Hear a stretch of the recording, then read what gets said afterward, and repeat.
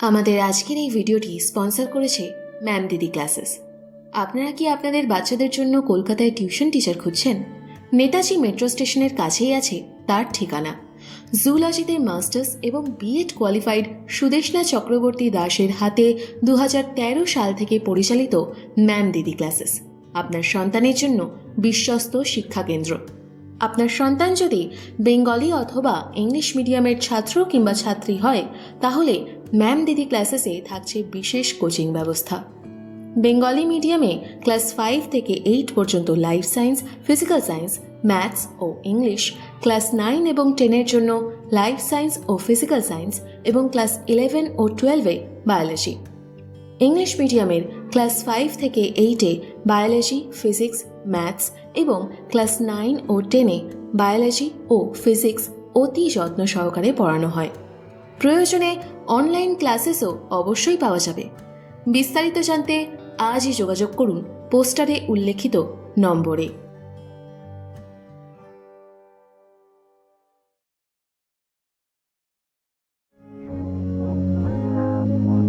স্টোরিওলিক্স, ভালো থাকুন, ভালোবাসায় থাকুন।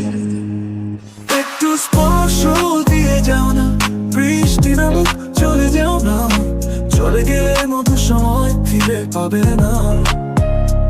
একটু স্পর্শ দিয়ে যাও না, অভিমান জমুক চলে যাও না, ভালোবেসে ভালোবাসায় থেকে যাও না।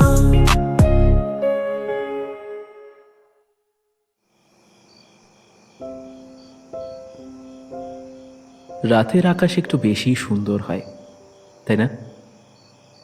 দিনের আলো ফুটতেই আকাশের ঝকমক করা সব তারা কোথায় যেন লুকিয়ে পড়ে। তাদের কেবল চোখের দেখার জন্য একটা গোটা দিন অপেক্ষা করতে হয়, অথচ তাদের দেখা পাওয়া খুব অল্প সময়ের জন্য। আলো এলেই ওরা আবার হাওয়া হয়ে যায়।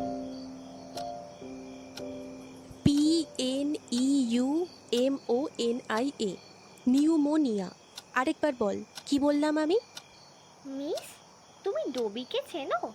আমিও না ডবির মতো একটা কুকুর নিয়ে আসবো বাড়িতে। মিঠাই, তোকে আমি কিন্তু নিউমোনিয়া বানানটা বলতে বলেছি, আর তুই কিনা হ্যারি পটারের গল্প নিয়ে বসে আছিস। বলো না মিস, তুমি তাতাই পাখি দেখেছো? তাতাই পাখি? সেটা আবার কি? ওই যে কথা বলা পাখি। ওরে, ওটা তাতাই পাখি না রে, তোতা পাখি। পাশের রুম থেকে মিঠাই আর ওর মিসের গলা পাওয়া যাচ্ছে। অভিনব একটা দীর্ঘশ্বাস ফেলল। মিঠাই ওর মামাতো বোন, ভালো নাম পেখম। তবে পেখমের প্রশ্ন বিচিত্রা যদি একবার খোলে, তা দিয়ে ঠিক কি বের হবে সেটা ভেবে হাত কাঁপে অভিনবর। অভিনব মামার বাড়িতেই থাকে। কোনো রকমে উচ্চ মাধ্যমিক পাশ করার পর যখন বাবার ইঞ্জিনিয়ার বানানোর স্বপ্নে এক ঘটি জল ঢেলে দিল সে, ও বাংলা নিয়ে স্কটিশে ভর্তি হলো। বাবা তখনই ধরে নিয়েছিল ওর দ্বারা কিচ্ছু হবে না। মামা তার পরিবার নিয়ে বাগুইহাটিতে থাকে। মামার একটা হোল শেয়ারের বিজনেস আছে। মামাই ওকে বলেছিল এখানে থেকেই পড়াশোনা করতে। সেই থেকে প্রায় 4 বছর ও এখানেই থাকে। না, বাড়ি আর ফিরে যায়নি, কারণ মামা মামি ওকে তাও একটু সম্মান দেয়, যার একানাও ও বাড়িতে পেত না। এখানে মামার অফিসে টুকটাক কাজ করে দেয়। মামি ওকে নিজের আর এক ছেলের মতোই ভালোবাসেন। এটাই বা কম কিসের ওর মতো একটা ইউজলেস ছেলের জন্য। এই অভি, ফ্রি আছিস বাবা? কথাগুলো বলতে বলতেই ওর রুমে এলো অভিনবর মামি সৌমি। অভিনব মনে মনেই একটু হেসে নিল। ওর আবার কিসের ব্যস্ততা? এ বাড়িতে থাকছে, অন্ন ধ্বংস করছে, কাজ না করে দিলে কি চলে? মুখে একটু হাসি এনেই বলল, হ্যাঁ, এই তো দাঁড়িয়েছিলাম ব্যালকনিতে। কোনো দরকার মামি? হ্যাঁ রে, আসলে দেখেছিস তো কতটা রাত হয়ে গেছে। ঐশীকে বাড়ি পৌঁছে দিয়ে আয় না বাবা একটু। এত রাতে মেয়েটাকে একা কি করে ছেড়ে দিই বল? কে ঐশী? আরে ঐশীকে চিনিস না? মিঠাইয়ের মিস রে, এতগুলো দিন বাড়ি আসছে, তুই নামটাও জানিস না? কেমন ছেলে বল দেখি তুই। অভিনব শুনল, কিন্তু উত্তর দিল না। ঐশীকেও চেনে, নামটা মনে রাখতে হয়তো চায়নি, তাই মনে থাকেনি। কিংবা হয়তো মনে ছিল কিন্তু ভুলে যাওয়ার ভান করছিল শুধু। নয়তো যে মেয়ের শুধু সামনে আসাতেই ওর মনের ভেতরে এতটা জোয়ার আসে, ওর বুকের রক্ত ছলকে ওঠে, তাকে কি ভোলা যায়? মেয়েটাকে ও প্রথম যেদিন দেখেছিল সেদিন থেকেই একটা অদ্ভুত অসুখ শুরু হয়েছে। আর সেটা টের পাওয়ার পর থেকেই ঐশীর পড়ানো থাকতো যেই দিনগুলোতে, ও সেই দিনগুলোতেই বাড়িতে থাকতো না।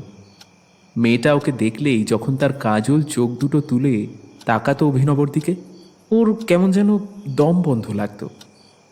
তারপর থেকে মেয়েটা ওর চোখের সামনে এলেই ও চোখ নামিয়ে নিত, পালানোর চেষ্টা করতো খুব। পেরেছে কতটা কে জানে। মুখে বলল, আজ তো পড়ানোর কথা ছিল না ওনার, তবে আজ এলেন যে? নিজেকে ব্যস্ত দেখিয়ে কথাটা বলল অভিনব, কিন্তু উত্তরটা শুনে ওর হাতে থাকা ফোনটা একটুর জন্য পড়া থেকে বাঁচল। আরে ওর তো সামনে বিয়ে, আগামী মাসের 15 তারিখে আশীর্বাদ, তাই আগামী মাসের যে গ্যাপগুলো হবে সেগুলো এ মাসেই মেকআপ করে দিচ্ছে। মিঠাইয়ের তো সামনে পরীক্ষা। অভিনব অসহায় দৃষ্টিতে তাকালো, নিজের মনেই বিড়বিড় করলো, ওনার বিয়ে? কি রে, কি বিড়বিড় করছিস বলতো? যাবি তো নাকি? হ্যাঁ, আসলে মামি আমার না একটু কাজ ছিল, তাই আর কি। মানে কাউকে কিছু বলার দরকার নেই আন্টি, আমি তো তোমাকে আগেই বারণ করলাম, আমি একাই যেতে পারবো। ঘরের একদম বাইরে থেকে আসা মিষ্টি গলাটায় অভিনব আর সৌমি দুজনেই সেদিকে তাকালো। মিঠাইয়ের হাত ধরেই গম্ভীর মুখে অভিনবর ঘরের দরজার সামনে দাঁড়িয়ে আছে মিঠাইয়ের মিস ঐশী। সৌমি অপ্রস্তুতের সাথে চিন্তিত বোধ করলেন। তুমি একা কি করে যাবে ঐশী? অভি দিয়ে আসবে তোমাকে। কি হলো, কোনো সমস্যা? কথাটা বলতে বলতেই অভিনবর পাশে এসে দাঁড়ালো সৌভিক। সৌভিক অভিনবর বেস্ট ফ্রেন্ড, সঙ্গে আরও একটা পরিচয় আছে ওর। অভিনবর মামার বিজনেস পার্টনার রূপম বাবুর ছেলে সৌভিক বর্তমানে এগ্রিকালচারে মাস্টার্স করছে, তাই এ বাড়িতে তার হামেশাই যাতায়াত। ওকে দেখে তাই সৌমি বা অভিনব কেউই খুব একটা অবাক হলেন না। ঐশী অবশ্য ভ্রু তুলে তাকালো, ও ছেলেটাকে আগে দেখেছে। আরে দেখ না সৌভিক, কতটা রাত হয়ে গেছে, আর ঐশীর বাড়িটা সেই কোন গলির মোড়ে, ওদিকে রাস্তাটাও কত অন্ধকার। অভিকে বললাম ছেড়ে আসতে। লাগবে না আন্টি, আমি যেতে পারবো, কাউকে জোর করার দরকার নেই। একইভাবে বলল ঐশী। অভিনব শুনল, কিন্তু এইবারও চুপ। সৌভিক একবার ভ্রু কুচকে দুজনকে দেখে নিয়ে অভিনবর দিকে ইশারা করে জানতে চাইল কেসটা কি।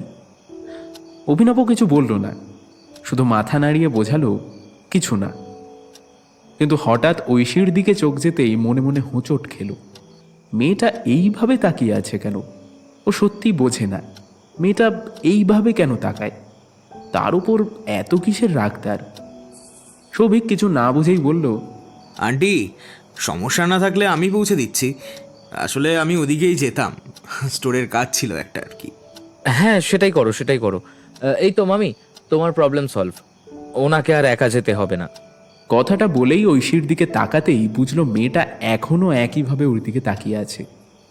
চোখ দুটোয় যেন একটা রাগ অভিমান মিশে বেশ একটা গাঢ় কিছু একটা তৈরি হয়েছে।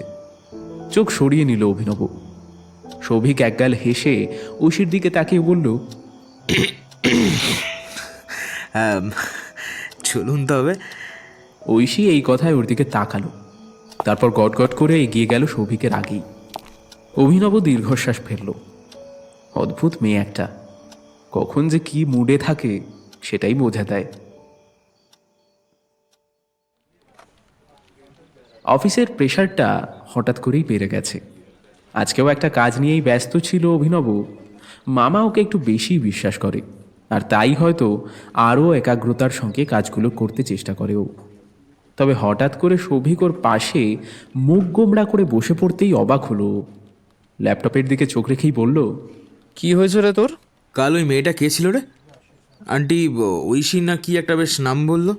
ঐশীর কথা শুনে একটু নড়ে চড়ে বসলো অভিনব। হ্যাঁ, কেন, কি হয়েছে?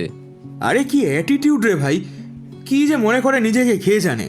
আই থিঙ্ক মিস ইন্ডিয়ারও এরকম মুড নেই আর কি। কাল বাড়ির গলির সামনে বেশ কিছুটা আগেই গাড়ি থামাতে বললো। আমি বললাম চলুন বাড়ি পর্যন্তই এগিয়ে দিচ্ছি। বললো আপনাকে এত ভাবতে হবে না আমার কথা, আপনিও নিশ্চয়ই আপনার বন্ধুর মতোই।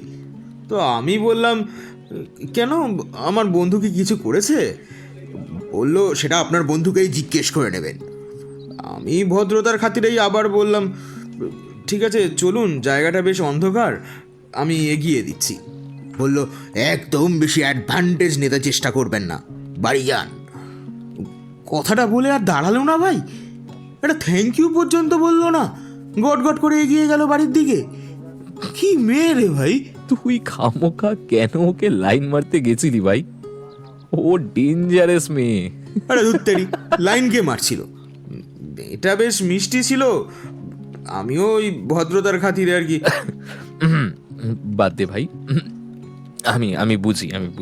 হ্যাঁ হ্যাঁ হ্যাঁ, সেই তো, বললেই হয় ও তোর গার্লফ্রেন্ড। হাট, কি জাতা বলছিস? ও কেন আমার? এই শোন, কেন মিথ্যে বলছিস ভাই? আগে তো কিছু বলিসনি, এখন যখন ধরে ফেলেছি তাও মিথ্যে বলবি? তখন যেভাবে আন্টির সামনেই আই কন্ট্যাক্ট চলছিল, বোঝাই যাচ্ছে কোনো কারণে তুই নিশ্চয়ই খচিয়েছিস তুই ওকে। তবে এটা কথা বলতো অভি, ওরকম একটা অ্যান্টিক পিস তুই পটালি কেমন করে? শোভিক, তুই ভুল ভাবছিস, এরকম কিচ্ছু নয়। ওকে তো ঠিক করে চিনি না আমি, ও শুধুই মিঠাইয়ের মিস, এইটুকুই জানি ওর সম্পর্কে। আর কাল আর একটা কথা জানলাম, ওর বিয়ে ঠিক হয়ে গেছে। এই তাকা তাকা তাকা তাকা, এই কেসটা কি রে? তুই কি লাইক করিস মেয়েটাকে? পাগল তুই? আরে ওর বিয়ে। আরে রাখ তোর বিয়ে, বিয়ে ঠিক হয়েছে তো কি হয়েছে? আরে হয়ে তো যায়নি রে ভাই। আর আমার যতদূর মনে হয় মেয়েটাও তোকে পছন্দ করে ভাই।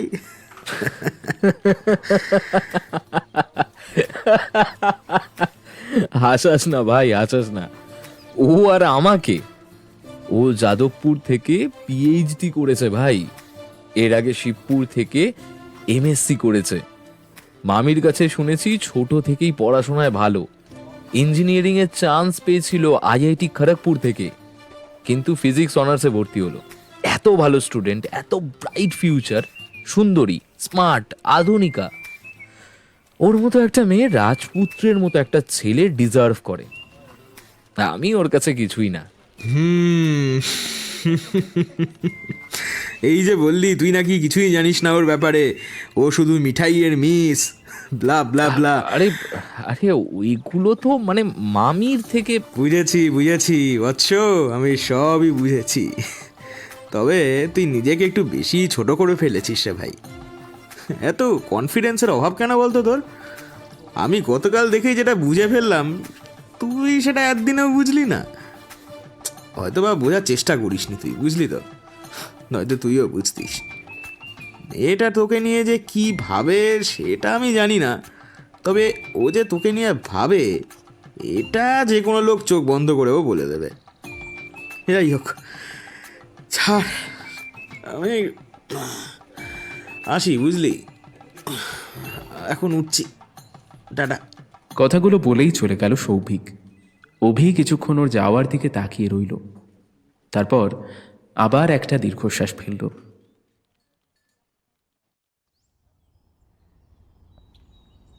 দাদাই, তুই জানিস একটা ভাল্লুক আছে, সে দিনের বেলা ঘুমোয় আর রাতের বেলা জেগে থাকে।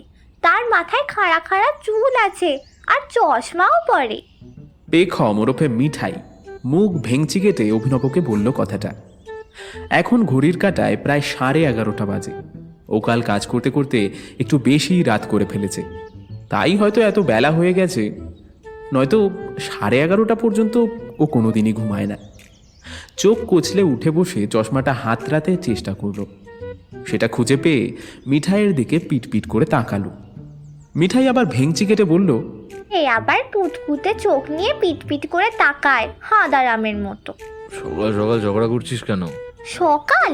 এটা সকাল? 11:30 বেজে গেছে, তুই ঘুমিয়ে থাক। অভিনব মাঝে মাঝে বুঝতে পারে না এই পুচকেটা ওর চেয়ে ছোট না বড়। বয়স তো সবে ওই 11, এই ক্লাস 5 হবে, কিন্তু কথাবার্তা শুনলে কেউ বলবে সেটা? অভিনব হাত জোর করে বলল, ভুল হয়ে গেছে ঠাম্মি বুড়ি, ভুল হয়ে গেছে, আমি এক্ষুনি উঠে পড়ছি। আমি ঠাম্মি বুড়ি না, বুঝেছিস? অভি এই কথায় কোনো উত্তর না দিয়ে মুচকি হাসল। ব্রাশে পেস্ট লাগিয়ে মুখে ভরে নিয়ে বাথরুমে ঢুকতে গিয়ে শুনতে পেল মিঠাই আবার বলছে, এই দাদাই, ফ্রাইডে কে ছিল বলতো? একটু অবাক হয়েই তাকালো অভি। কে ও কি করে জানবে? মাথা চুলকে ব্রাশ মুখে নিয়েই বলল, কে আমি জানি না, হবে কেউ একটা। ধুর, তুই কিচ্ছু জানিস না। রবিনসন ক্রুশোর গল্প শুনিসনি নাকি? জানিস না ও একটা নাবিক ছিল, আর ফ্রাইডে ছিল ওর একটা বন্ধু যে সব সময় তার সাথে থাকতো। একা একটা নির্জন দ্বীপেও তাকে পেয়েছিল। অভিনব বিরক্ত বোধ করল।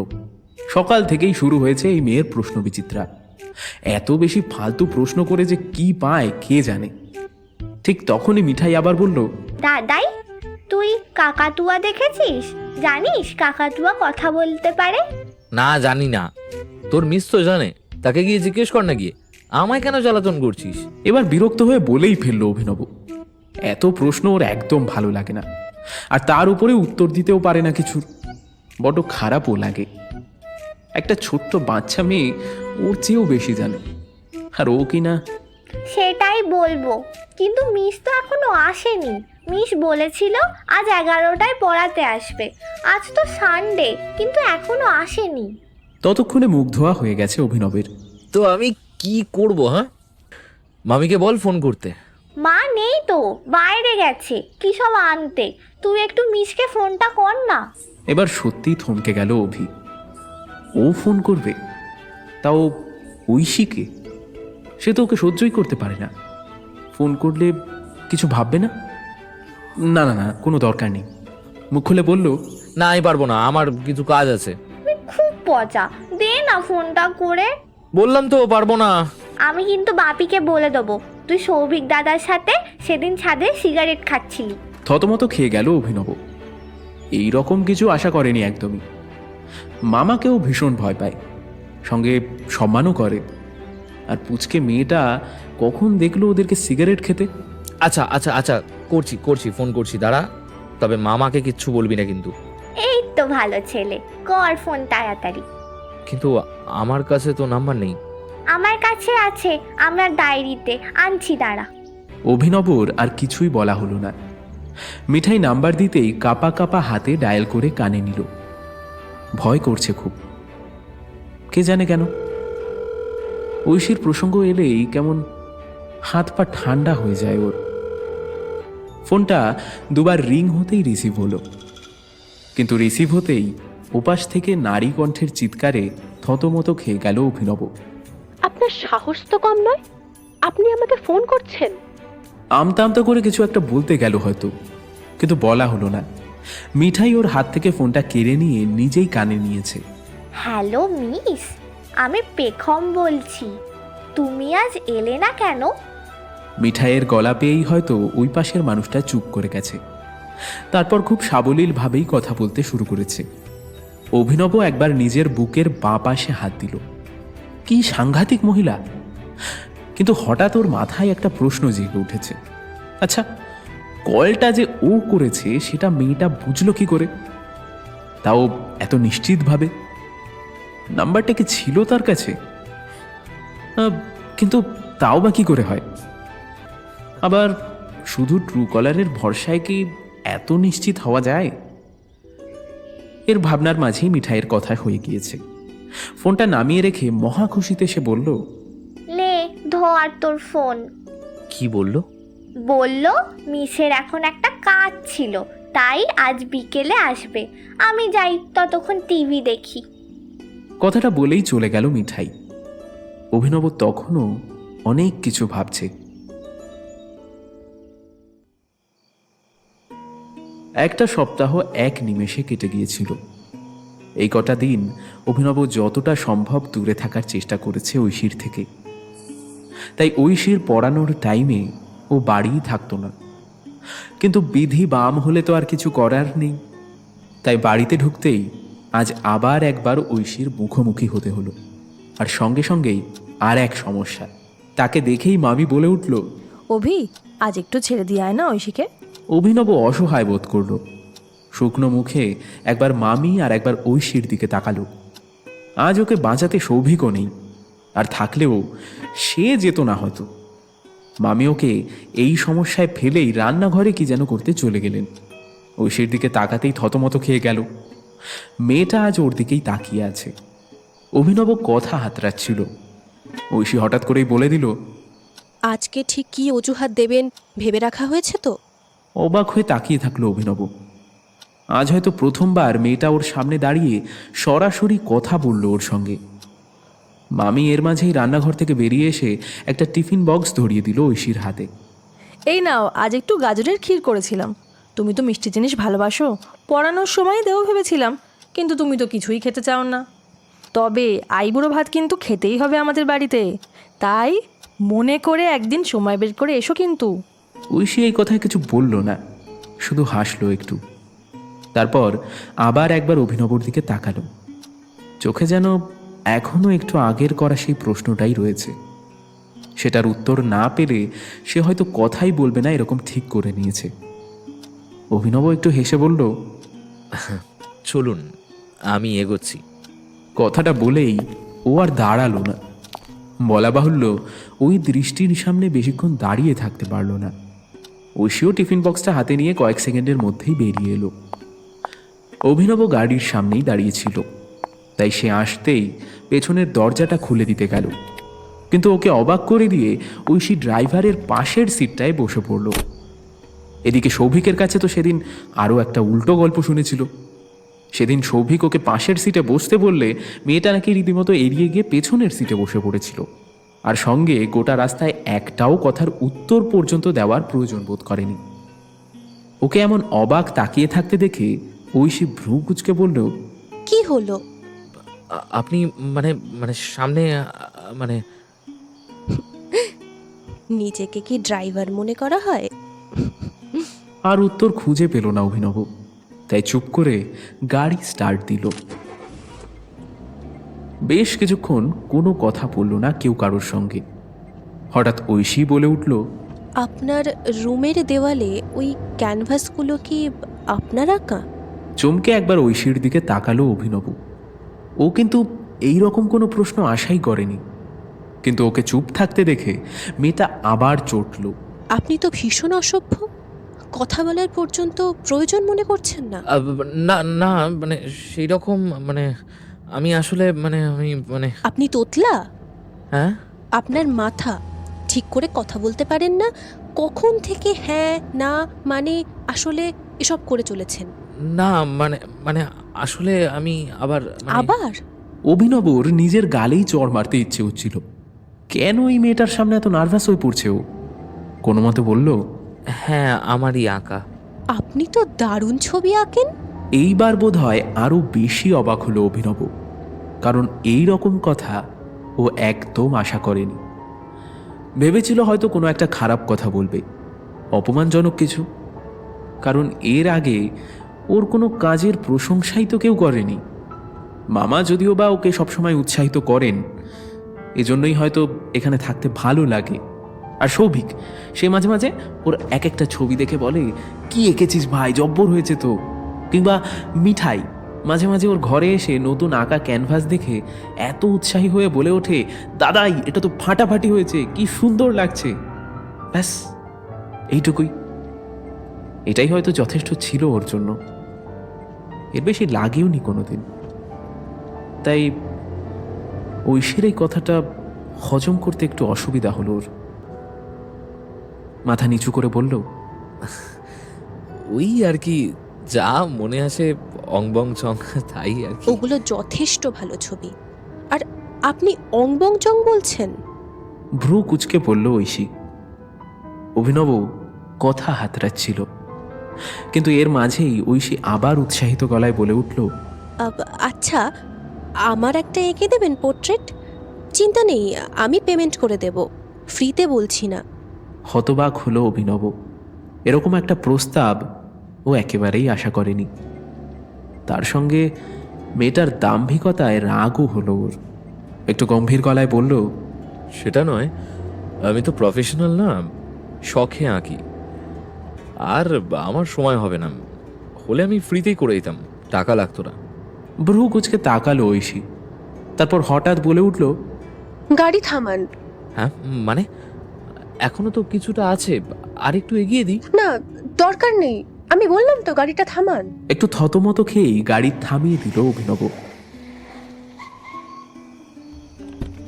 শুনুন ঐশী, আমি আসলে মানে সেইভাবে আমি ওই ইয়েটা মানে ঐশী শোনার প্রয়োজন বোধ করলো না, সোজা বাড়ির রাস্তায় হাঁটতে লাগলো।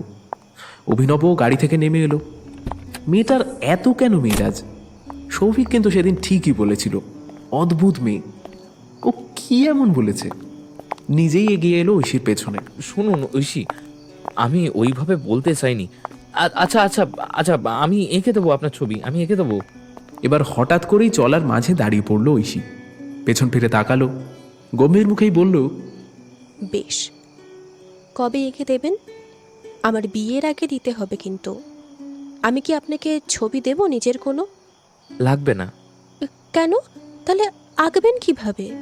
আমি দেখে আঁকতে পারি না, আর এর আগে কোনোদিনই কোনো মানুষের ছবি আঁকিনি। সিনারি বা প্রকৃতির দৃশ্যই এঁকেছি, তাই আগে চেষ্টা করি, দেখি কতটা পারি। ঐশী এতক্ষণ চুপ করে শুনছিল। শেষ কথাটায় ওর মুখে একটা চাপা হাসি ফুটে উঠল, কিন্তু সঙ্গে সঙ্গেই গম্ভীর করে ফেলল সে মুখটা। গম্ভীর মুখেই বলল, আমি কিন্তু টাকা দেব, ফ্রিতে নেব না। অভিনব অসহায় দৃষ্টিতে তাকালো, কিন্তু ও জানে মেয়েটাকে কিছু বলে লাভ নেই, তাই সম্মতি জানালো। বেশ, বিয়ে কবে আপনার? প্রশ্নটা না চাইতেই করে ফেলল অভিনব। ঐশী একবার ভ্রু কুঁচকে তাকালো, তারপর কথাটা যেন সম্পূর্ণ এড়িয়ে গেল। আমি আসছি। চরম অবাক হয়ে তাকালো অভিনব। অদ্ভুত মেয়ে তো, কিন্তু কিছু বলতেও পারল না, শুধু বলল, আচ্ছা মানে সাবধানে যাবেন, আর পৌঁছে একটু জানিয়ে দেবেন।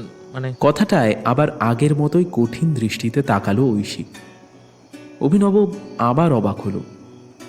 আবার কি কোনো ভুল কথা বলে ফেললো যে মেয়েটা এমনভাবে তাকাচ্ছে? ওর ভাবনার মাঝে ঐশী রাগী গলায় বলল, পারবো না। কথাটা শেষ করে আর এক মুহূর্ত দাঁড়ালো না। সৌভিকের ভাষায় যাকে বলে গট গট করে সামনে এগিয়ে গেল, আর মিঠাইয়ের ভাষায় সেদিকে তাকিয়ে হাদারামের মতো দাঁড়িয়ে রইল অভিনব।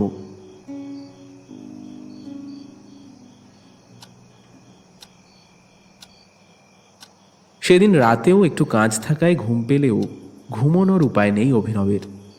ঘড়ির কাঁটায় তখন সময় দেখাচ্ছে প্রায় 12টা। খাওয়া দাওয়া সেরেই কাজ নিয়ে বসেছে অভিনব। এর মাঝেই হঠাৎ ফোনটা উচ্চস্বরে বেজে উঠল। চমকে গেল অভিনব। মূলত এত রাতে ওর ফোন কোনোদিন বাজেনি, তাই এত রাতে হঠাৎ ফোন বাজাতে খারাপ চিন্তাটাই আগে আসে। বাড়ি থেকে ফোন নয় তো? মা বাবার শরীর সব ভালো আছে তো?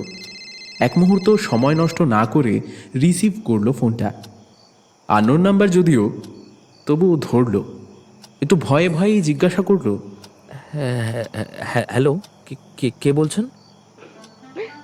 নাম্বারটা সেভ করেননি তাহলে? এটাই দেখতে ফোন করেছিলাম, রাখছি এখন। ফোনটা ঠিক যত দ্রুত এসেছিল ঠিক ততটাই দ্রুত কেটে গেল। হতবাক হয়ে ফোনের স্ক্রিনের দিকে তাকিয়ে রইল অভিনব। গলাটা বড্ড চেনা লাগলো না? কে ছিল মেয়েটা? ঐশী? এক মুহূর্ত না ভেবে কল লিস্ট চেক করলো। বেশ কিছুদিন আগেরই তো ঘটনা। ভালোভাবে দেখে বুঝলো সেদিন এই নাম্বারটাই মিঠাই ওকে দিয়েছিল ফোন করতে। আরও একবার ঘুরিয়ে ফোনটা করতে গিয়েও কি মনে করে করলো না। কন্ট্যাক্ট লিস্টে গিয়ে কিছু একটা ভাবলো, তারপর ইচ্ছা করেই সেভ করতে গিয়ে করলো না নাম্বারটা। মেয়েটা সত্যিই অদ্ভুত, ভীষণ অদ্ভুত।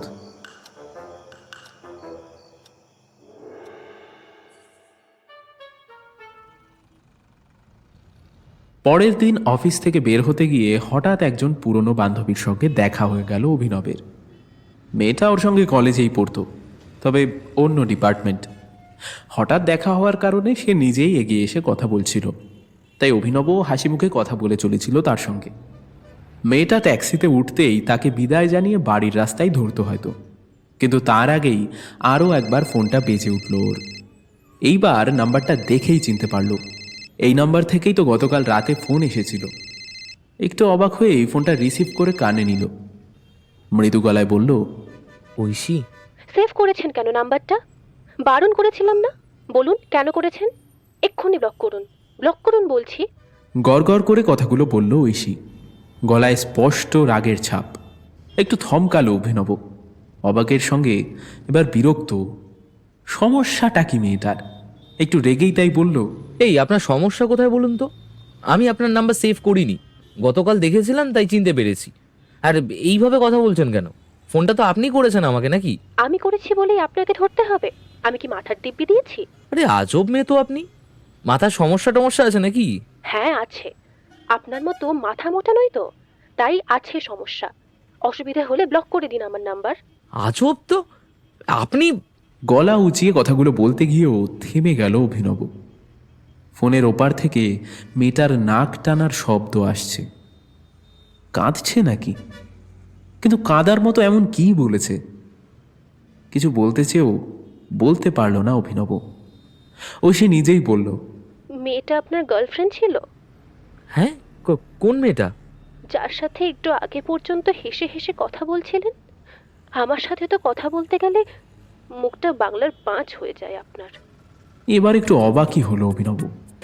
একটু চুপ থেকে বলল, বন্ধু ছিল, একসাথে কলেজে পড়তাম। এবার ওই পাশে নীরবতা। ঐশী যেন একদম চুপ করে গেছে।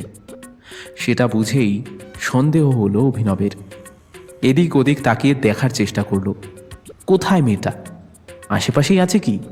তারপর একবার ফোনটার দিকে তাকিয়ে দেখলো, কেটে যায়নি তো? না, কাটেনি। নাম্বারটা সেভ করছি, অসুবিধা নেই তো?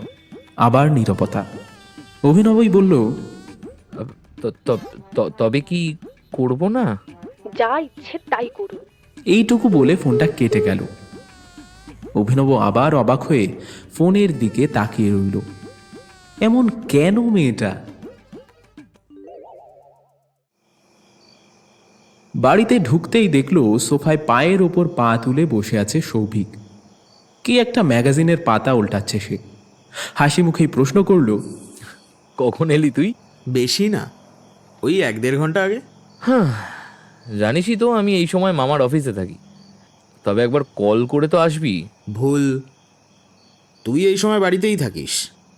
রোজই তো 5টার মধ্যে চলে আসিস, আর এখন তো 6:30 বাজে ভাই। ওই মানে একটু কাজ ছিল আর কি। বুঝলাম। তা তোর লাভ স্টোরি কতদূর এগোলো?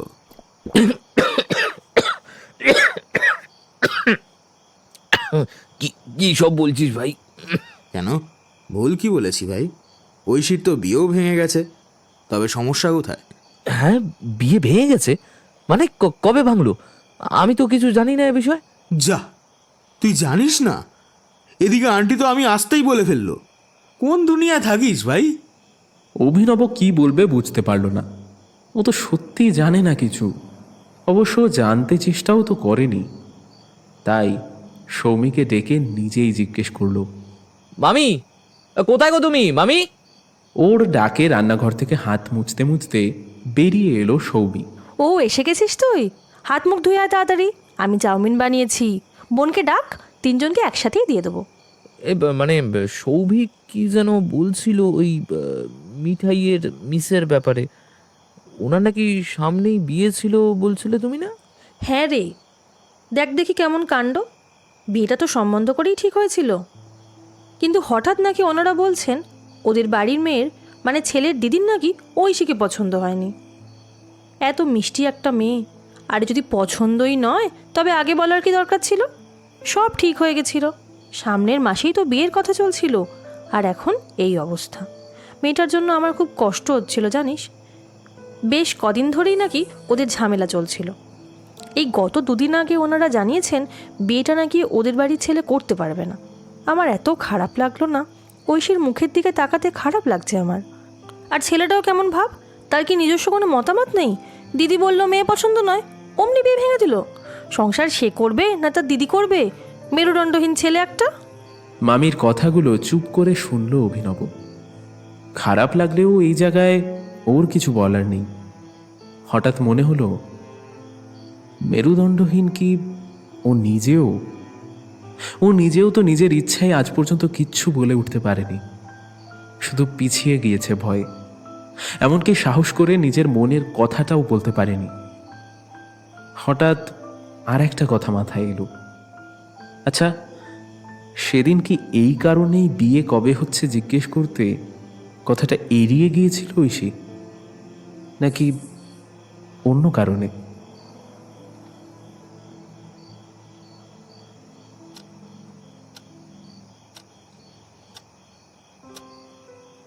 রাতে কাজ করলেও কাজে আজ কিছুতেই মন বসাতে পারছিল না অভিনব। কেন কে জানে, ঐশীর কথা মামির কাছ থেকে শোনার পর থেকেই কেমন যেন একটা লাগছে। তখন মেয়েটা কল করেছিল ওকে, তারপর কাজ ছিল, গলাটাও ভাঙা ছিল একটু। সেটা কি এই কারণেই? বিয়ের জন্য নিশ্চয়ই অনেক স্বপ্ন দেখেছিল মেয়েটা। প্রত্যেকটা মেয়েরই বিয়ে নিয়ে অনেক চিন্তা থাকে, তারও নিশ্চয়ই ছিল। সেটা ভেঙে যেতেই হয়তো এত কষ্ট পেয়েছে। অদ্ভুত একটা কষ্ট হচ্ছে মনে। ফোনটা বেজে উঠল হঠাৎ, সেটা একটু বিরক্তি নিয়েই কানে নিল।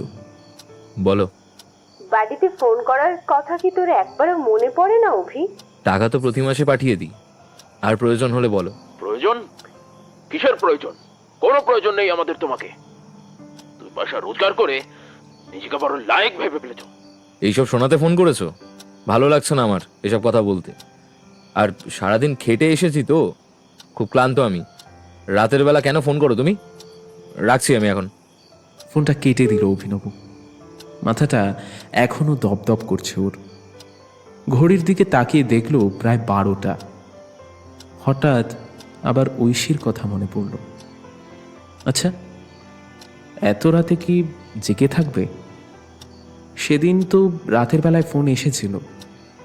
ফোনের স্ক্রিনে ঐশীর নাম্বারটা খুলে রাখলেও কল করতে সাহস হচ্ছে না অভিনবের। করবে একবার কল। শেষে আর কিছু না ভেবে দুম করে করেই ফেললো কলটা, যা কপালে থাকে। সেকেন্ড 3-এর মধ্যেই রিসিভ হলো ফোনটা, তবে ওপাশ থেকে কোনো কথা নেই। একটু অবাক হয়েই অভিনব নিজেই বলল, ঐশী বলুন। আপনি কি মানে ঘুমিয়ে পড়েছিলেন? ঘুমিয়ে পড়লে ফোনটা কি আমার ভূত ধরেছে? ও হ্যাঁ, না মানে আমি সেটা বলিনি। কেন ফোন করেছেন? হ্যাঁ বলছি কি দরকার ছিল যে এত রাতে ফোন করেছেন? আজ হঠাৎ করেই রাগ হলো বেশ অভিনবের। মেয়েটা এমন টেরা বেঁকা কথা বলে কেন? আমি ফোন করেছি বলেই তুমি ধরবে কেন? বিরক্ত হলে ধরতে না, জোর করেছি আমি? আমার সাথে কেউ এই রকম ভাবে কথা বলে না, আমি পছন্দ করি না। সরি। কিছুক্ষণ কোনো কথা হলো না, কেউই কোনো কথা বলল না। অভিনব বোঝে না মেয়েটা এত দিমাগ কাকে দেখায়, আর কেনই বা দেখায়। এই মেয়েকে যে বিয়ে করবে তার কপালে নির্ঘাত দুঃখ আছে।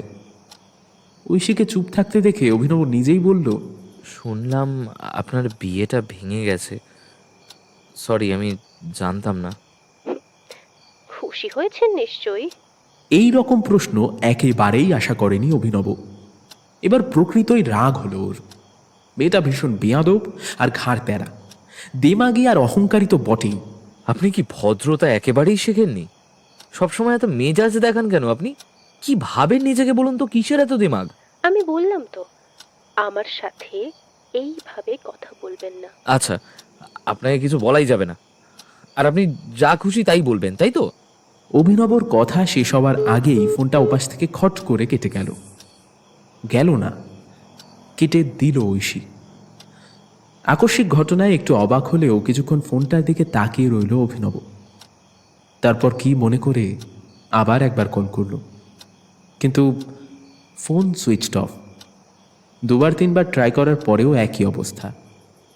অভিনব একবার ভাবল হয়তো চার্জ শেষ, কিন্তু মন বলছে মেয়েটা ইচ্ছে করেই কেটে দিয়েছিল, হয়তো ওর চিৎকার করার জন্যই। ফোনটা মুঠোবন্দি করেই আবার একবার দীর্ঘশ্বাস ফেলল অভিনব। পরের দিন অফিস থেকে একটু তাড়াতাড়ি বেরিয়ে এসেছে অভিনব। উদ্দেশ্য একটাই, আজ ঐশীর পড়ানো আছে, ওকে একবার সরি বলতে হবে কালকের জন্য। যদিও অভিনব জানে ওর কোনো দোষ ছিল না। বাড়ি এসেই মিঠাইয়ের পড়ার ঘরে একটু ঢু মেরে নিল অভিনব। ঐশী একমনে খসখস করে মিঠাইয়ের খাতায় কিছু একটা লিখে চলেছে। ঠিক কি বলবে বুঝতে না পেরে দরজায় টোকা দিল অভিনব। এতে ঐশী আর মিঠাই দুজনেই পিছন ফিরে ওর দিকে তাকালো। দাদাই, তুই এখানে এখন কি করছিস? ঐশীর চোখেও হয়তো একই প্রশ্ন। একটু চমকেই গিয়েছিল অভিনব। হঠাৎ করেই যে মিঠাইয়ের চোখে পড়ে যাবে এটা আশা করেনি একেবারেই। এইবারের প্রশ্নটা ঐশী করল। কিছু বলবেন? বড্ড সাধারণ গলা, কিন্তু কেন যেন অভিনবের কাছে মিষ্টি লাগলো গলাটা। মনে হলো ঐশীর এমন গলা হয়তো ও আগে কোনো দিন শোনেনি। হ্যাঁ, ওই মানে কথা ছিল একটু আপনার, মানে ইয়েতে মানে।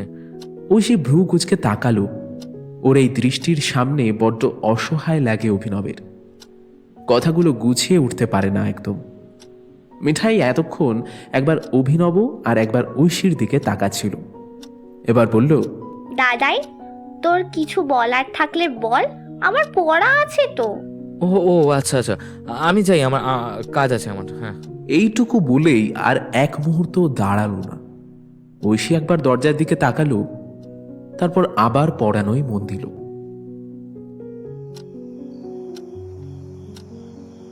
নিজের মনে কিছু ভাবতে না পেরে রাতের দিকে একটা মেসেজ করলো অভিনব। কাল রাতের জন্য সরি, আমি আপনাকে হার্ট করতে চাইনি। মেসেজটা করে চুপ করে বসে রইল। কে জানে কি বলে মেয়েটা, যা তার কাটা মেয়ে। ওর অনুমানকে সত্যি করেই উত্তর এলো ঐশীর, তবে মেসেজে নয়, এবার সরাসরি কলে। রাত 12টা নাগাদ ফোনটা বেজে উঠতে পারে কল্পনার বাইরে ছিল ওর। আসলে কাজের বাইরে তো ওকে ফোন করে না সেরকম কেউ। খবর নিতে মা সারাদিনে একবার কল করে বটে, ব্যাস ওইটুকুই। তবে সেটা আর যাই হোক, রাতে কখনো নয়। ফোনটা দ্রুত হাতে রিসিভ করলো অভিনব। মামা মামি শুনতে পারলে আরেক সমস্যা হবে। একটু চাপা গলায় বলল, হ্যালো। এইভাবে কথা বলছেন কেন? ভূত দেখে ফেলেছেন নাকি? আরে অদ্ভুত তো, এত রাতে কে ফোন করে? সবাই ঘুমিয়ে পড়েছে তো। আচ্ছা, নিজের বেলায় আঁটি সাটি, পরের বেলায় দাঁত কপাটি। হ্যাঁ মানে? মানে কালকে ফোন করার সময়টা দেখা হয়নি বলুন? আপনার মনে হয়নি যে এত রাতে একটা মেয়েকে ফোন করা উচিত নয়? ভুল হয়ে গেছে। বলুন কি বলতে ফোন করেছেন? সরি বলাও শেখা হয়নি? এইমাত্র সরি বলেই রুড বিহেভ শুরু। আপনারা সব ছেলেরা এমন কেন হন বলুন তো? অভিনব একটু অবাক হলো, তবে বুঝলো হয়তো আগের কোনো অভিজ্ঞতার কারণেই সব ছেলেরা এক এই বিশেষণটা ব্যবহার করে সবাইকে মিলিয়ে দিয়েছে ঐশী। কিছু সময় নীরবতায় কাটালো, কেউ কথা বলল না কোনো। হঠাৎ অভিনবই বলল, জানেন, ছোটবেলায় আমি একজন স্যারের কাছে জীবন বিজ্ঞান পড়তে যেতাম।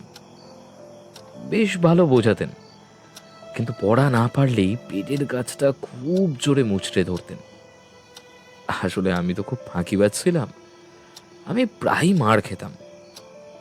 একদিন স্যার হয়তো একটু বেশি জোরেই মেরেছিলেন।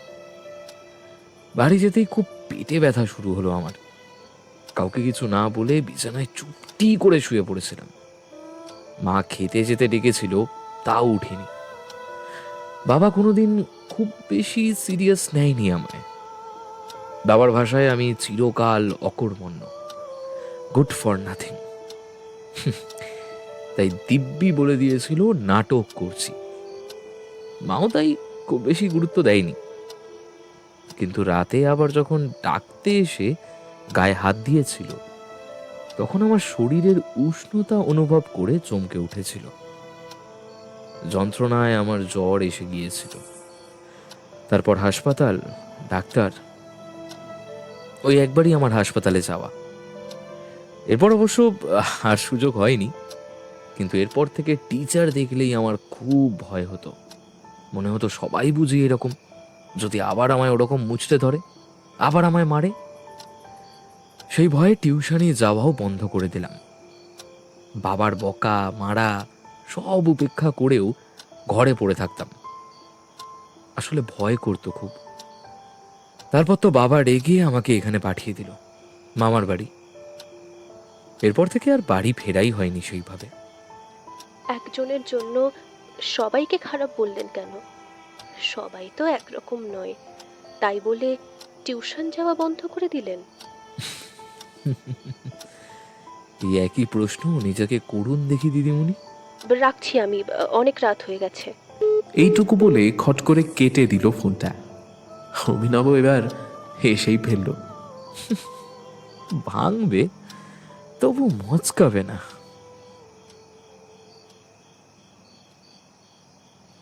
পরের দিন রাতে বাড়ি ফিরেই এক অদ্ভুত ব্যাপার লক্ষ্য করল অভিনব। খাওয়া দাওয়া শেষ করে ঘুমের বদলে এক বীভৎস আনচান করছে মনটা, যেন কিছু নেই। সারাদিন সব করেও কিছু একটা বাঁধ পড়ে গেছে। বুঝতে পারলেও মনটা মানতে চাইল না। মাত্র 2 দিন, হ্যাঁ মাত্র 2 দিন কথা বলেই কেমন যেন অদ্ভুত লাগছে। আজ আবার ইচ্ছে করছে কথা বলতে, কিন্তু কি কারণে কথা বলবে? আজ তো কথা বলার কোনো কারণ নেই কোনো। মনের মাঝে এসব ভাবতে ভাবতেই কখন যে চোখটা লেগে গিয়েছিল অভিনবের। কিন্তু সেই তন্দ্রার রেশ কেটে গিয়েছিল হঠাৎ একটা কর্কশ ফোনের শব্দে। দ্রুত হাতে রিসিভ করলো ফোনটা। পাশের রুমেই মামি। শুনতে পেলে কি ভাবতে কি ভেবে ফেলবে কে জানে, কিন্তু ফোনটা ধরেও সহসা কথা বলতে পারল না অভিনব। মিনিট 2 তাই নীরবতাতেই কাটল। প্রথম কথা শুরু করলো ঐশী। শুনতে পাওয়া যাচ্ছে? হ্যাঁ, কেন? না, ফোন ধরে রেখে দিয়েছেন তো, তাই ভাবলাম হয়তো কিছু শোনা যাচ্ছে না। অভিনব একটা দীর্ঘশ্বাস ফেলল। এতদিনে ও দিব্যি বুঝেছে এই মেয়ের স্বভাবটাই এমন ঘাড় তেরা। ও নিজেই বলল, কিছু বলবেন? ফোন করলেন এত রাতে? 1 মিনিট সম্পূর্ণ নীরবতা। মেয়েটা কি কথা হারিয়ে ফেলেছে, নাকি কথা গুছোতে চেষ্টা করছে? তবে এই মেয়েরও কথা হারিয়ে যায়। তবে এরপর বোধহয় আর অপেক্ষা করল না ঐশী, অর্থাৎ উত্তর সে পেয়ে গিয়েছে। আমার ছবি আঁকা কত দূর? আপনি বললে একটা ছবি সেন্ড করে দিতে পারি আপনাকে। না মানে ওটা আমি মানে আর কি। ভুলে গেছেন? হ্যাঁ মানে কাজের মাঝে তালগোল, মানে ওইসব। কাজ তো আর বলবেন না, আপনার কাজের বাহানা জানা আছে আমার। ক্ষোভ উগরে দিল ঐশী। তবে এবারের কথাটা বেশ গায়ে লাগলো অভিনবের। এই একই কথা তো বাবা বলেন। ও কি কাজ করে, কি বা যোগ্যতা আছে ওর? আমি কাজ করি নাকি করি না সেটা তো বিচার করা আপনার কাজ নয়, তাই না? কাজ যদি নাই করি তবে মামা নিশ্চয়ই বসে থাকার টাকা আমায় দেয় না। আমি জানি আপনি মনে করেন আমি বেকার, কিন্তু বিশ্বাস করুন মামার শোরুমে গিয়ে আমি বসে থাকি না। সরি, আমি কিন্তু সেইভাবে বলতে চাইনি। উত্তরে অভিনব কিছু বলল না। ঐশী নিজেই আবার বলল, তবে ছবি এঁকে দেবেন না আমায়? দেব না তো বলিনি। না, এই যে বললেন আপনার কাজ আছে। কটাক্ষ করছেন? আমি সত্যিই কাজে ছিলাম ম্যাডাম, মিথ্যে বলিনি আপনাকে। কাজের চাপেই ভুলে গেছি। কটাক্ষ করছে বুঝলেন কি করে? আপনি কি ভাবেন আমি শুধু ঝগড়া করি? আমি কিন্তু কথাটা স্বাভাবিকভাবেই বলেছি। বেশ বেশ বেশ, কবে লাগবে বলুন, আমি এঁকে দেবো সময় করে। আপনি আপনার সময় অনুযায়ী আঁকুন না, আমি অপেক্ষায় থাকবো। কথাটাই একটা অদ্ভুত জোর ছিল বোধহয়। অভিনব চুপ করে গেল কিছুক্ষণের জন্য। আচ্ছা, অপেক্ষা শব্দটার ওজন ঠিক কতটা সেটা জানা নেই সত্যি অভিনবের। ঐশী আবার বলল, আচ্ছা, আমি ফোন করলে বিরক্ত হন আপনি? না তো এমা, এইসব কখন বললাম আমি? আপনি বলেননি, আমার মনে হলো। এত বেশি ভাবেন কেন? কে জানে। তবে আপনি জানেন, আমি যা ভাবি তা 90 ভাগ বেশিরভাগ ক্ষেত্রেই ঠিক বের হয়। 10 ভাগ তো ভুল বের হয়। এবার চুপ করার পালা ঐশীর। অভিনব নিজের মনে মনেই হাসে। আমি বিরক্ত কখনোই হইনি ঐশী। আসলে আমি মানুষটা কখনো সেইভাবে গুরুত্ব পাইনি তো, তাই গুরুত্ব শব্দটার কদর বুঝি। আর যদি বলেন আপনার সাথে কথা বলার কথা, তবে জানি না আপনি রাগ করবেন কিনা, কিন্তু আমার বেশ ভালোই লাগে আপনার কথা শুনতে। বাটারিং করছেন? আমি তো পাউরুটি খাই না, আর তেলও খুব একটা বেশি পছন্দ না, তাই ওই দুটোই পাওয়া যাবে না ম্যাডাম আমার কাছে। এবার হো হো করে হেসে ফেলল ঐশী। অভিনব তাল দিল সেই হাসিতে। একসময় হাসি থামিয়ে ঐশী নিজেই বলল, গৌরব আমার কথা কোনোদিনও এত মন দিয়ে শোনেনি জানেন। বেশি কথা বলতে গেলেই খুবই বিরক্ত হতো। গৌরব? আমার এক্স ফিয়ন্সে। প্রেমের সম্পর্ক ছিল না আমাদের, ওই টুকটাক বন্ধুত্ব। ছেলেটা আমার ব্যাচমেট ছিল, বাবা মাই বিয়ে ঠিক করেছিল।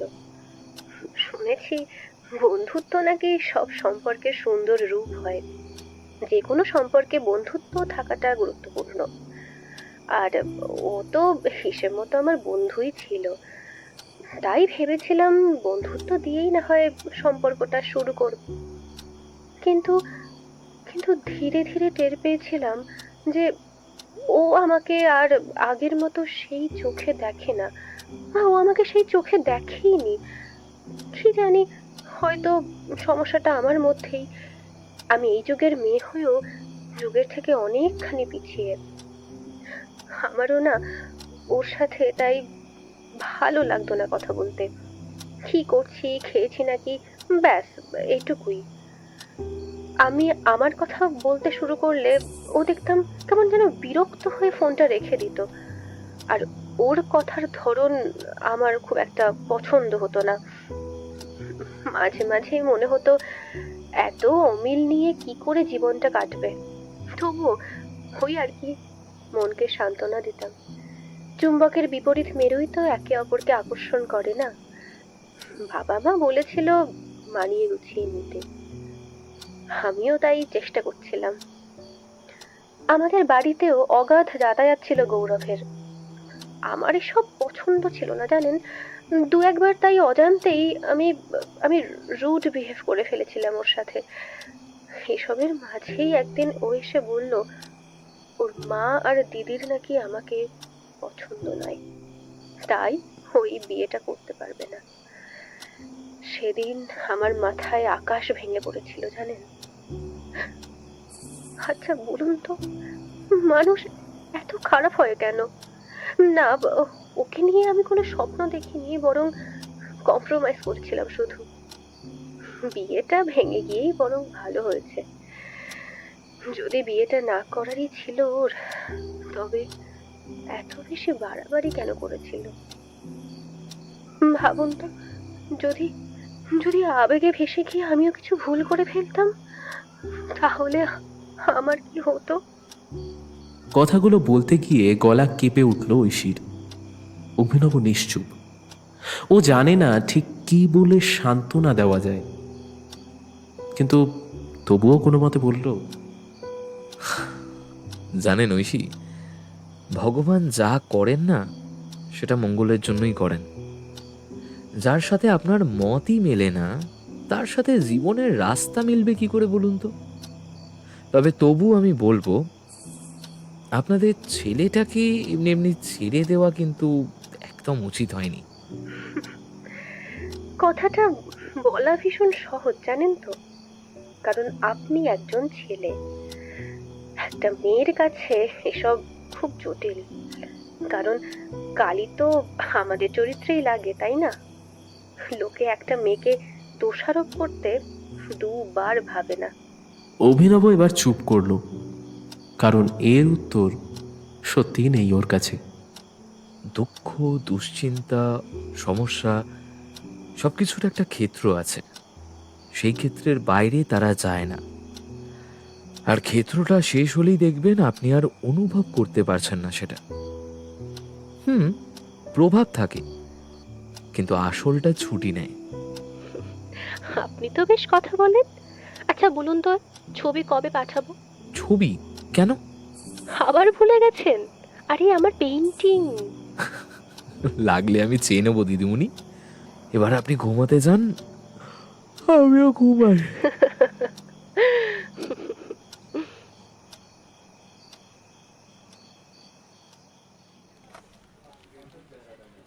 সকালটা আজ ভীষণ কুয়াশা ঘেরা। ঘুম ভাঙতেই আজ ভীষণ বেগ পোহাতে হয়েছে অভিনবকে। আজ স্টোরে সেরকম কোনো কাজ অবশ্য নেই, তবু আসতে হয়েছে। ফোনটা হঠাৎ করে বেজে উঠল অভিনবের, তবে নামটা দেখে একটু বিরক্তই হলো। বলো। বাবু কাজে আছিস? স্টোরে আছি, যা বলা তাড়াতাড়ি বলো। অভি, তোর বাবার কথা বলার ধরন তো জানিস। বাবার উপর রাগ করে তুই আজকাল আমার সাথেও ঠিক করে কথা বলিস না। এসব বলতে নিশ্চয়ই ফোন করনি? না, কথা বলতেই ফোন করেছি। রোজ তো নিজেও ফোন করে খবর নিতে পারিস, নাকি আমাদের কথা মনেই পড়ে না? বাবা না হয় ভাবে আমি মামার কাছে বসে বসে খাই, কিন্তু তুমি তো জানো, আশা করি সেটা সত্যি নয়। কাজ থাকে আমার। রাগ করছিস কেন বাবু? তোর বাবার শরীরটাও তো খুব একটা ভালো নেই। তোর মামাকে বল না, তোরও যদি কোনো চেনা পরিচয় থাকে। দাদাকে বলো না। আমি কেন? অভি, বাবা তো তোর, এত অভিমান কেন? দাদার কাজ আছে। আর আমি বেকার, তাই তো? আমার কোনো কাজ থাকে না, এটাই তো বারবার বলো তোমরা। এই রাখো তো ফোনটা, ভাল লাগছে না আমার, রাখো। কথা শেষ করে মাকে আর কিছু বলার অবকাশ না দিয়ে ফোনটা কেটে দিল। আবার মাথাটা দপদপ করছে। নিজের হাতে চাবির রিংটা আঙুলে ঘোরাতে ঘোরাতে ভেতরে আসছিল সৌভিক। অভিনবকে গোমড়া মুখে বসে থাকতে দেখে ওর কাঁধে চাপড় দিল। কিরে ভাই, লোড বেশি হয়ে গেছে নাকি? চল তবে হালকা করে আছি। এই বাজে বকিস না তো, এমনিতেই মাথা গরম আছে। বলতে বলতেই দরজার দিকে এগিয়ে গেল অভিনব। সৌভিক একটু অবাক হলো, কিন্তু তারপর আর অভিকে না ঘাটিয়ে নিজের কাজে ব্যস্ত হয়ে পড়ল। এই ছেলের মতিগতি বোঝা দেয়। বাইরে বেরিয়ে এসেও মাথাটা 2 আঙুলে চেপে দাঁড়িয়ে রইল অভিনব। বড্ড ধরেছে, মনটাও এলোমেলো লাগছে। পকেট থেকে ফোনটা বের করে বেশ কয়েকবার নাড়াচাড়া করল। সোশ্যাল মিডিয়া কোনো কালেই খুব বেশি পছন্দ নয় ওর, কিন্তু তবু যেটুকু প্রয়োজন। তবে হঠাৎ কল লিস্টের একটা নাম্বারে হাতটা থেমে গেল। নাম্বারটা এখনও ফোনে সেভ করেনি ও। সেভ করতে গিয়েও করতে পারেনি। আজকে মনে করেই সেভ করে নিল সেটা। মিঠাইয়ের ম্যাম লিখেও মুছে ফেলল। একটু ভেবে ঐশী টাইপ করলো, কিন্তু আবার মুছে ফেলল। কিছুক্ষণ চুপচাপ বসে থেকে এবার আবার সেভ করলো। নামটা দিল মিস এলিয়েন। নামটা লিখে সেভ করে রেখে দিল। মুখে আলতো হাসি ফুটে উঠল অভিনবের। কিছুক্ষণ সেভ করা নাম্বারটা নিয়ে চুপচাপ বসে থাকার পর একটা অতি সাহসের কাজ করে ফেলল। ডায়াল করেই ফেলল নাম্বারটাতে, কিন্তু পর মুহূর্তে টের পেল হৃদস্পন্দনের দ্রুত গতি।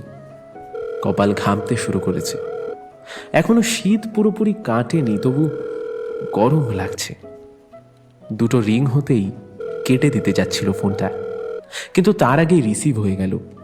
কোনো একটা টেরা বেঁকা কথা শোনার জন্য নিজেকে প্রস্তুত করেই নিল অভি। কি ব্যাপার, নাম্বার সেভ করা হলো বুঝি? তুমি মানে আপনি কি করে মানে আগে ঠিক করুন মশাই, আমাকে আপনি বলা হবে নাকি তুমি? আর কি করে জানলাম? নাম্বারটা চোখে না পড়লেই আমাকে আশা করি মনে পড়তো না। আর এমনি এমনি চোখে নিশ্চয়ই পড়েনি। মনে মনে মেয়েটার সেন্স অফ হিউমারের প্রশংসা করল অভিনব। তবে মেয়েটা একটু ভুল বলল। আজকাল এমনি এমনি ওর কেন যেন খুব মনে পড়ছে ঐশীর কথা, আর মিস এলিয়েনের কথা মনে পড়লেই মুখে আপনা আপনি হাসি চলে আসে, ঠিক আজকের মতো। কথাটা ভাবতে গিয়ে হেসে উঠল অভিনব। বেশ, তুমি করেই বলছি। বেশ, আজ বুঝি তাড়াতাড়ি ছুটি হয়ে গেছে? স্টোরেই আছি। তবে মন খারাপ? আবার একটু অবাক হলো অভিনব, কিন্তু উত্তর দিল না কোনো। ঐশী নিজেই বলল, মিঠাই যখন খুব রেগে যায় বা ওর মন খারাপ হয় তখনও লজেন্স খায়। মিঠাইয়ের দাদা ভাইও কিন্তু ট্রাই করতে পারে, বেশ উপকারী। আলতো হাসে অভিনব, তবে এইবারেও কিছু বলে না। ঐশী মিনিট 2 নীরব থেকে নিজেই বলে, জানেন, আমাদের বাড়ির সামনে একটা কুকুর 6টা বাচ্চা দিয়েছে, ভীষণ কিউট। কিন্তু বাড়ির সামনেই তো রাস্তা, তাই খুব ভয় করছিল। কাল রাতে 2টো বাচ্চা কোথায় যেন চলে গেছে, কি জানি, কেউ হয়তো ধরে নিয়েও চলে যেতে পারে। কিন্তু আমার জানেন খুব কষ্ট হচ্ছিল। এখন আপাতত 4টে বাচ্চা আছে, আমি রোজ ওদের বিস্কুট দিই। আমি বাড়ি থেকে বের হতেই লেজ নাড়তে নাড়তে চলে আসে সবগুলো। আজকেও দিয়েছিলাম, 4টে করে দেবো ভেবেছিলাম, কিন্তু এত তাড়াহুড়ো করে না সব। 4 নাম্বার কুকুরটার বেলায় মাত্র 2টো বিস্কুটই বেঁচেছিল। তাই বলে তুমি ওই কুকুরটাকে কম দেবে? আরে আমাদের অ্যাপার্টমেন্ট 6 তলায়, আবার অতটা উঠতে হতো, লিফটটাও 2-3 কাজ করছে না। তাই বলে কম দেওয়া তো উচিত হয়নি দিদিমণি, ভাগ করে দেওয়া উচিত ছিল। কি হলো, হাসছো যে? আপনি আমার এই ফালতু কথাগুলো এত মন দিয়ে শুনছেন, তাই হাসছি। যাই হোক, মন ভালো হলো? অভিনব অবাক হলো নিজেই। সত্যিই তো, এসব শুনতে শুনতেও একেবারে ভুলেই গেছিল যে একটু আগেই মায়ের সঙ্গে ঝগড়া করেছে। ফালতু কথা, কিন্তু আমার একদমই মনে হয়নি সেটা। ঐশী অবশ্য কিছু বলল না, শুধু হাসলো। এরপর ফোনটা কেটে মনটা সত্যিই বেশ ভালো লাগছিল অভিনবর, তাই নিজেই কল ব্যাক করেছিল মাকে। বাবাকে এখানে আনতে বলেছিল, ওই নিয়ে যাবে ডাক্তারের কাছে।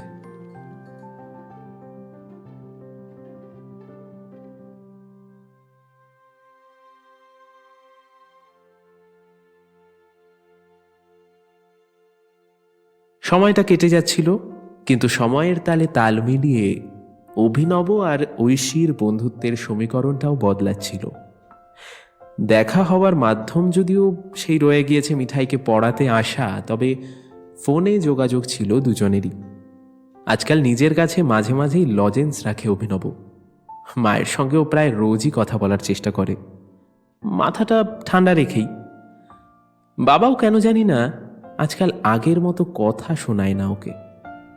এইসবের একটারও কারণ কিন্তু অভিনবর জানা ছিল না, কিন্তু ওর অবচেতন মন অজান্তেই এই সব কিছুর কারণ মেনে নিয়েছিল ঐশীকে। ভালো লাগাটাও হয়তো সমীকরণ বদলেছিল, কিন্তু মেয়েটা ওকে নিয়ে কি ভাবে সেটা জানা ছিল না অভিনবের। তবু অনেক ভেবে ঠিক করেছিল এবার মনের কথাটা বলেই দেবে। সামনাসামনি এসব বলার সাহস ওর একদমই নেই, তাই ভেবেছিল চিঠি তো দেওয়াই যায়। মেয়েটা ওকে যাই ভাবুক, ও তো শুধু নিজের ফিলিংসটাই জানাচ্ছে, তাই না? যদিও আইডিয়াটা সৌভিকের ছিল। সেদিন ঐশী আসার আগেই মিঠাইয়ের বইয়ের ওপর একটা ভাঁজ করা চিঠি আর নিজের হাতে আঁকা ঐশীর ছবিটা রেখে দিয়েছিল। যদিও মনে প্রাণে প্রার্থনা করছিল কাগজগুলো যেন মিঠাইয়ের হাতে না পড়ে। যা মস্ত পাকা মেয়েটা! ভাগ্যক্রমে ওগুলো মিঠাইয়ের হাতে পড়ার আগেই ঐশীর হাতে পড়েছে। এতে একটু নিশ্চিন্ত হলেও বুকের ভেতরে একটা ছোট্ট যন্ত্র হঠাৎ বারবার লাফিয়ে উঠছিল, আর সেটা বেশ ভালোভাবেই টের পাচ্ছিল অভিনব। চিঠিটা মন দিয়ে যতই পড়ছিল ঐশী, ততই যেন গুটিয়ে যাচ্ছিল অভিনব। শেষে তো বাড়ি থেকে চম্পট দেওয়ার প্ল্যান করলো, কিন্তু তার আগেই ঐশীর মেসেজ। একবার ছাদে আসবেন তো, কথা আছে। মেসেজটা পড়ে অভিনবর মনে হয়েছিল শেষ, বাঁচার আশা বুঝি এবার শেষ। মস্তিষ্ক বিপদের ঘণ্টি বাজালেও মন কোনো এক দুর্বার আকর্ষণে ছাদের দিকেই পা বাড়িয়েছিল। ঐশী, শোনো, আই ক্যান এক্সপ্লেন। মানে চিঠির লাইনগুলো কোথা থেকে ছাপা? মানে মানে ওই রকম ফালতু লাইনগুলো আপনার নয় আশা করি। কাকে দিয়ে লিখিয়েছেন? আপনার ওই পাকা বন্ধুটাকে? ফিল্মি ডায়ালগ ঝেড়েছে সব। মানে ওই আর কি। ছবিটা ভালো হয়েছে, তবে স্কেচ নয়, আমি পোর্ট্রেট আশা করেছিলাম। তোমার আর কিছু বলার নেই? আপনার বলার আছে? কি শুনতে চাইছেন? আপনার মুখস্থ লেখা লাইনগুলো দেখে আমি আপনাকে ঠাস করে একটা চড় মেরে বলবো আপনার সাহস তো কম নয়। তুমি সত্যি মিস এলিয়েন, অদ্ভুত একখানা পিস। কি বললেন আপনি আমাকে?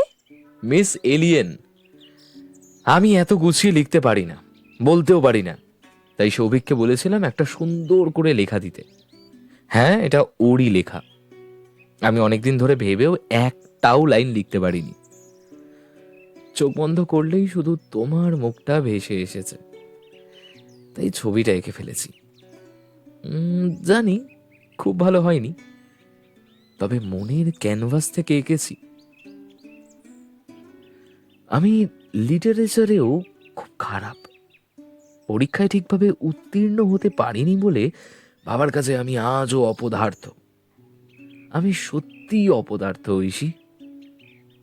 আমি তো মিঠাইয়ের প্রশ্নগুলো ঠিকমতো উত্তর দিতেও পারি না। আসলে না, আমি কিছুই পারি না। Good for nothing. আমি সত্যি গুড ফর নাথিং। তাই তো মনের কথাটাও গুছিয়ে বলতে পারছি না। আমার মতো ছেলেকে কখনোই অ্যাকসেপ্ট করা যায় না। রিজেকশনটাই আমার প্রাপ্য। তাই তুমি না বললে হয়তো অবাক হব না আমি, কিন্তু অ্যাটলিস্ট মনে মনে একটা শান্তি থাকবে যে অন্তত আমি আমার মনের কথাটা বলেছি। আপনি কথা বলতে পারেন না? তবে এত বকবক কি করে শুনি? জানেন তো, আমরা খুব ভীতু। মানতেই চাই না আমরা চাইলেই সব সম্ভব, সব সত্যি। ওই যে বললেন না আপনি গুড ফর নাথিং, আপনি কখনো আয়নার সামনে দাঁড়িয়ে সরাসরি নিজেকে জিজ্ঞেস করেছেন? করুন তো। আপনার বাবা আপনাকে অপদার্থ ভাবত, তাই আপনিও ভেবে নেবেন। নিজের ভেতরের আপনিটাকে খোঁজার চেষ্টাও করবেন না, এত ভীতু। আর বললেন না আপনি মিঠাইয়ের প্রশ্নগুলোর উত্তর দিতে পারেন না, ওটা কোনো ডেফিসিয়েন্সি না। সবাই সব নাও জানতে পারে। আচ্ছা অভিনব, আপনারা শোরুমে প্রোডাক্ট প্রাইসিং কিভাবে করেন? কাস্টিং, মার্কেট ট্রেন্ড আর টার্গেট কাস্টমারের ক্রয় ক্ষমতা, এই তিনটে বিশ্লেষণ করেই দাম ঠিক করি। মানে ওই কম প্রফিট নিয়ে লং টার্ম গ্রাহক ধরার চেষ্টা করি আর কি। কিভাবে বললেন? আপনি তো কিছুই পারেন না। আসলে কি জানেন, কোনো প্রশ্নের উত্তর দিতে ওই বিষয়টায় জ্ঞান থাকলেই হয়। আবার জ্ঞান থাকার জন্য ওই পরিসরে থাকাটাও জরুরি। এখন আমাকে যদি কেউ বলে মার্কেটিং কিভাবে করতে হয়, আমি বলতে পারবো না, আপনি পারবেন। আবার আপনাকে যদি আমি আইনস্টাইনের আপেক্ষিকতা তত্ত্ব জিজ্ঞেস করি, আপনি নাও জানতে পারেন। এতে তো লজ্জার কিছু নেই, বরং ওটাই স্বাভাবিক। আপনি হার্টের ডাক্তারের কাছে গিয়ে কিডনির ওষুধ চাইলে তিনিও নিশ্চয়ই উত্তর হারাবেন। কম্পিউটার ইঞ্জিনিয়ারকে বাড়ির প্ল্যান করতে বললে তিনিও হোঁচট খাবেন নাকি? সব বিষয়ে গামছাওয়ালা হওয়া কিন্তু একেবারেই জরুরি নয়, তাই না? তাই মিঠাইয়ের সামান্য হ্যারি পটার, রবিনসন ক্রুসো আর পাখিদের নিয়ে জিজ্ঞাসাবাদ করা, ভুলভাল প্রশ্নের উত্তর দিতে না পারাটা কোনো ব্যর্থতা নয়। By the way, miss alien নামটা কিন্তু অতটাও খারাপ না। কথাটা বলেই মুচকে একটা হাসি দিয়ে সিঁড়ির দিকে এগিয়ে গেল ঐশী। অভিনব তখনও কিংকর্তব্য বিমূঢ়। মেয়েটাকে চলে যেতে দেখে পিছু ডাকলো। এই যে, উত্তরটা তো দিয়ে গেলে না দিদিমণি? পেছন ফিরে তাকালো ঐশী। দেরি হচ্ছে ওর। মিঠাই নিশ্চয়ই বসে আছে ওর বই খাতা নিয়ে। অভিনবর দিকে এক ঝলক তাকিয়ে বলল, দিয়েছি তো, অনেকক্ষণ আগেই দিয়েছি। আপনি বোঝেননি কারণ আপনি একটা বুদ্ধুরাম। কথাটা বলেই এগিয়ে গেল ঐশী, আর দাঁড়ালো না। অভিনব তখনও বোকার মতো দাঁড়িয়ে আছে। ও এখনো কিছুই বুঝতে পারছে না। মেয়েটাকে ওকে না বলল, কই না তো, তবে কি হ্যাঁ বলল? মাথাটা কেমন যেন ভোকাট্টা হয়ে গিয়েছে ঘুড়ির মতোই। দূর থেকে একটা সুর আসছে মনে হচ্ছে, তাই না? তোমার অল্প কথার আড়াল, ডাগর চোখের ওই কাজল, তোমার এলো চুলের ঘানে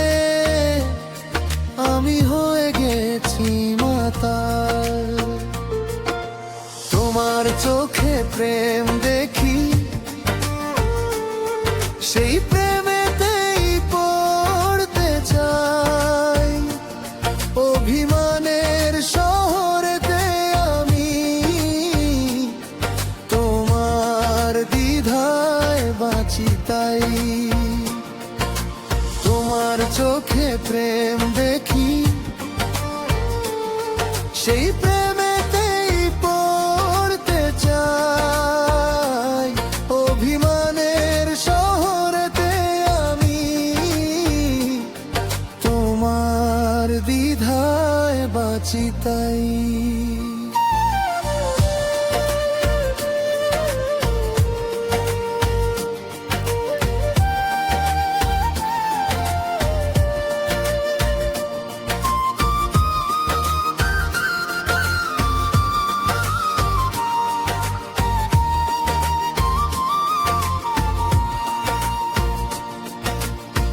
তুমি ছায়ার মতন ভারী, এই আছো কাছে, আজ দেই একসাথে পারি।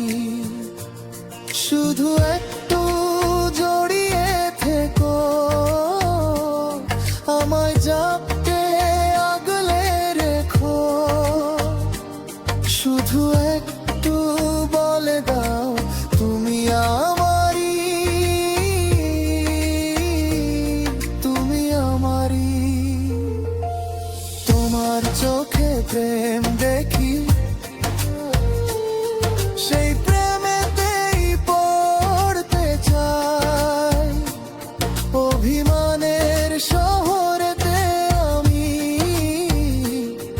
তোমার দ্বিধায় বাঁচি তাই। তোমার চোখে প্রেম দেখি, সেই প্রেমেতেই পড়তে চাই। অভিমানের শহরেতে আমি তোমার দ্বিধায় বাঁচি তাই।